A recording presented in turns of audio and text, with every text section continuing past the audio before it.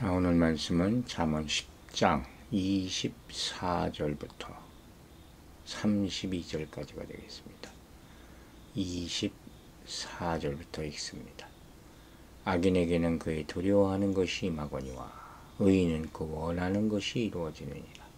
회오리 바람이 지나가면 악인은 없어져도 의인은 영원한 기초 같으니라.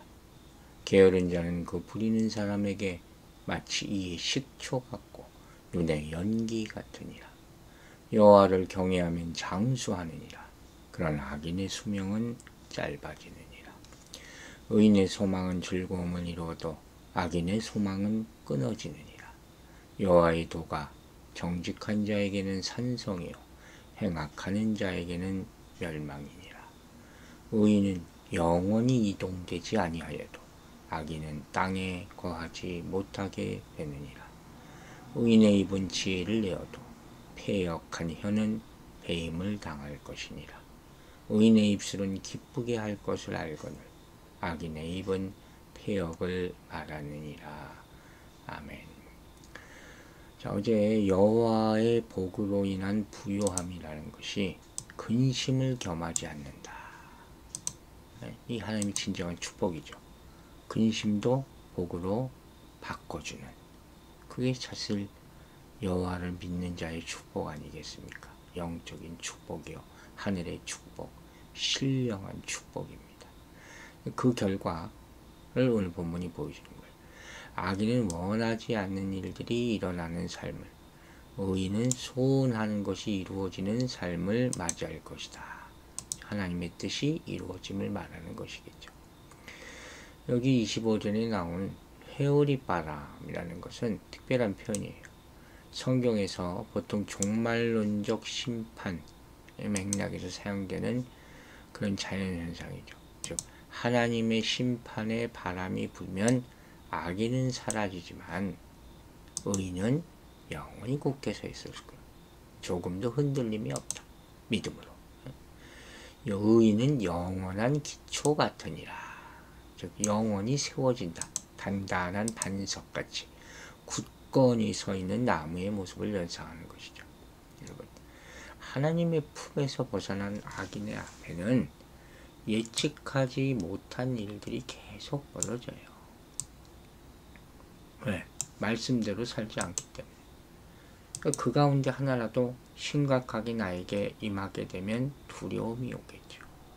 25절은 마치 시편 1편 4절을 연상시키는, 어떤 일이 닥쳐도 흔들리지 않는 의인과는 달리 악인은 항상 불안해하게 되는 그 모습을 보여주는 것이죠. 그래서 바람에 나는 겨와 같도다 했지 않습니까? 그 말씀을 딱 떠올리게 하는 그런 구절인 것 같아요.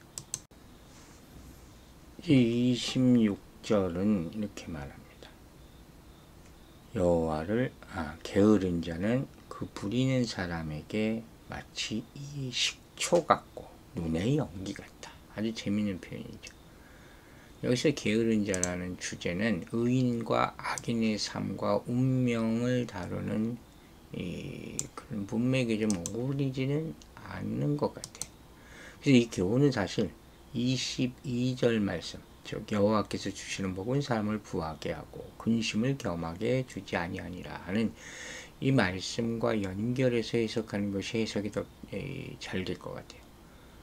여기 22절에서 여호와에서 주시는 부가 과도한 수고나 고통을 요구하지 않는다 그랬잖아요. 근데 이는 무슨 소리냐, 노력을 하지 않아도 된다는 그런 오해를 나눌 수 있거든요. 가만히 있어도 먹고 사는 거 아니에요. 그래서 여기서 게으른 자가 그 부리는 자에게 해를 끼친다는 것을 말해주고 있는 것이죠. 부연 설명이죠.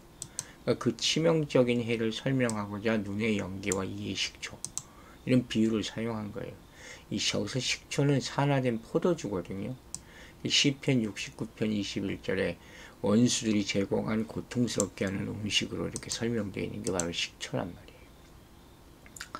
그러니까 하늘의 축복을 가만히 앉아서 받으려고 생각해서는 잘못된 것이죠. 자, 이 구절들을 보면 우리가 아주 교훈을 하나 얻어야 돼요. 즉 인류 문명이 아주 놀랍게 발달했지만 사람들은 앞날을 예측할 수 없어서 불안해해요. 계속해서 다양한 방법으로 미래를 준비하죠. 무슨 모험 드는 식으로. 근데 잠언은 미래를 위해서 가장 확실한 대비책을 제시하고 있어요. 그게 뭐냐? 하나님의 훈계와 뜻에 귀를 기울이고 순종하라. 하나님이 지으신 세상이잖아요. 마지막도 하나님께서 하실 거예요. 하나님과 꼭 붙잡고 계시다는 것이죠. 또 하나님은 갑자기 근심거리가 생기지 않도록 복을 주시는 분이라. 예측 가능한 세상을 살도록 만들어주는 것이 잠언이에요. 반면에 악인은 잠시 잘 되는 것 같아 보일 때도 있지만 예측할 수 없는 일이 벌어지면 불안해하고 결국 어찌할 줄 모르게 된다는 것이죠. 결론적으로 여호와를 경외함이 미래에 강한 가장 든든한 준비다 하고 얘기하고 있는 것이죠. 27절과 8절 말씀을 보면 여호와의 경외, 장수하느니라. 여호와 경외가 또 나왔어요. 잠언의 주제, 빼놓을 수 없는 말씀. 여기에 사용된 날과 해, 날과 해, 이 인생 전체를 의미하는 포괄적인 표현이겠죠. 즉 의인은 소망이 이루어져서 인생이 즐거움을 누리지만 악인은 소망이 끊어져서 인생에 괴로움이 임하게 된다 하는 그런 너무도 당연한 말씀이죠. 결론적으로 여호와를 경외하는 자는 날과 해가 많아지고 장수한다. 즐겁고 복된 인생을 살게 된다는 것입니다. 다 해당되는 얘기는 아니겠지만 성경은 그렇게 이야기하고 있어요. 예수 잘 믿으면, 하나님 잘 경외하면 장수하는 축복이 임한다.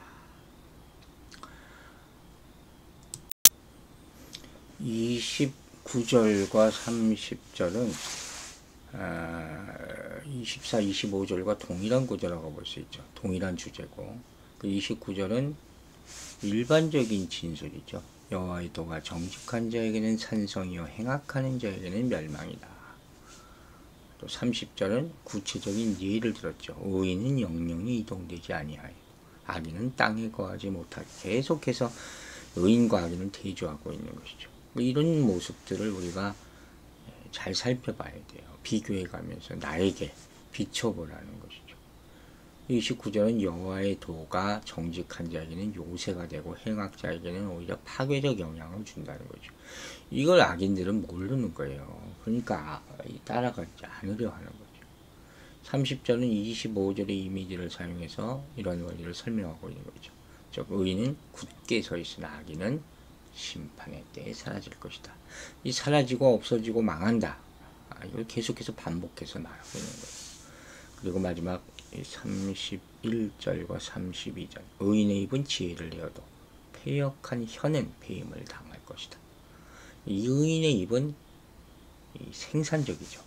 지혜를 내니까, 만들어내니까. 반대로 악인의 입은 파괴적이죠. 악인의 혀가 패역하다고 지금 묘사되고 있잖아요. 그러니까 악한 혀가 배임을 당해야 하는 근거가 바로 이렇기 때문에 패역하다는 거예요. 32절은 이제 31절의 부연 설명이죠. 의인의 입술은 기쁘게 할 것을 알거늘 악인의 입은 패역을 말하노라. 계속해서 패역이라는 말이 나오죠. 환란이 다가오면 결국 악인의 평안은 어떻게 돼요? 다 사라진다는 거예요. 이처럼 오늘 잠언은 계속해서 두 종류의 사람을 대조하면서 서술하고 있죠. 지혜로운 사람은 하나님을 두려워하고 멸망이 이르는 길로 절대 가지 않는다. 따라서 장수를 누린다. 하지만 하나님을 경외하지 않을 뿐만 아니라 다른 사람에게도 미움을 사는 악인은 평안을 누리지 못한다. 하나님의 뜻과 어긋나는 길로 거듭 행하기 때문에 하나님이 보장하신 생명을 유지할 수 없다는 말씀이에요. 그리고 여호와의 도를 거스르게 패망해 있다. 악과 이렇게 멸망, 아주 밀접한 관계를 이루고 있다는 게 연관이 있다는 거예요. 지혜로운 사람은 하나님의 말씀을 얻기 때문에 파국을 피할 수 있는 지혜를 얻는다. 그리고 그 근심을 복이 되게 하나님이 만들어 주시기 때문에 즐거움을 누릴 수 있다. 이게 어느 상황 가운데서 보호해 주시는 하나님이 계시기 때문에 누리는 복이에요. 그 복 자체가 어디서 떨어진 게 아니라 그 이유를 우리가 알아야 된다고요. 하나님 자체가 복이다. 복의 근원이 여호와 하나님이다. 이걸 알면 누구와 함께 있어요? 누구의 말씀을 따라야 하는 것이 명명백백하게 나오지 않겠습니까? 여호와의 기준이라는 게 말씀이잖아요. 그걸 따라가면 안전하고 자신의 생각을 고집하면 불안하게 되는 거예요. 알 수 없는 예측하지 못하는 결과가 오르니까. 이런 모습이 의인과 악인의 한 말을 통해서도 잘 나타나죠. 지혜로운 이는 지혜로운 말을 하고 악인은 왜곡된 말을 하고 이렇게 된다는 거지. 불안한 마음이라는 것은 태도나 말에서부터 드러나는 거예요. 악인은 거친 말을 내뱉고 안절부절 못하는 태도를 보이고 이게 특징이죠. 사회적으로 확실한 그런 기초가 없는 그런 불안한 삶이 그 결과가 나타나는 현상이 바로 욕설, 조롱, 분노, 폭력 이런 것들이거든요. 사회학적으로도. 그러나 하나님을 신뢰하는 사람의 입에서는 쉽게 거친 말이 나오지 않는다는 거예요. 마음이 불안하고 다른 사람에게 거칠게 대하고 있다면 사실은 믿음이 문제가 발생했다는 신호예요. 그걸 알아야 돼요. 성도의 신앙이 중요하다는 것은 그것이 다른 이들에게도 영향을 미치기 때문이 아니겠습니까? 자신의 삶을 점검해 보십시다. 말과 태도는 반드시 살펴봐야 할 중요한 요소다 하는 것을 명심하시기 바랍니다. 자, 정리해 봅시다. 하나님의 말씀을 따르는 자가 장수의 복을 누린다. 이런 구절 보면 그 잠언에 여러 차례 나와요. 이걸 어떻게 해석할지 여러분 자유지만 이게 무슨 소리냐면 하나님께서 그의 사람을 지켜주신다는 뜻이에요. 믿으십니까? 여러분이 하나님의 자녀면 하나님이 지켜주신다. 하나님의 뜻이라는 것은 변하지 않잖아요. 천지가 변하고 세상사는 바뀔지 몰라도 하나님은 영원하신 분이에요. 어떤 상황에서도 우리가 하나님께 나아가야 하는 이유가 바로 여기 있다 하는 것을 잊지 마시기 바랍니다. 그래서 이런 생각을 가지고 말씀에 순종해서 따르다 보면 복을 누리게 됩니다. 이렇게 복을 누릴 때 하나님께 감사하고 또 다른 이에게 은혜를 전하게 되고 이게 그리스도인의 삶이에요. 이 지혜자의 모습이에요. 혹시 세상을 살아가는데 묘수가 없을까? 이러지 말라는 거예요. 이리저리 헤매고 다녀도 결국 이 하나님의 말씀의 교훈을 따르는 것보다 더 좋은 길이 없다. 이걸 깨닫는 거예요. 이게 지혜예요. 여러분, 이런 사람이 결국 하나님이 주시는 평안의 축복을 누리게 될 것입니다. 그래서 상황이 아무리 바뀌어도 천지기병이 난다 해도 근심 없이 즐거움을 누릴 수 있는 것입니다. 모두 이 지혜를 다 받아서 복을 누리게 되기를 주의 이름으로 축원합니다. 기도하겠습니다. 아버지 하나님 감사합니다. 오늘도 주의 말씀으로 시작합니다. 우리가 게으른 자로 살아가지 않게 해주시고 아침 일찍 일어나 기도하면서 말씀 받아 시작하게 하심을 감사드립니다. 세상을 사람들은 예측하지 못해서 불안해합니다. 그래서 자기 나름대로 여러 가지 방법을 만들어서 살아보려고 애씁니다.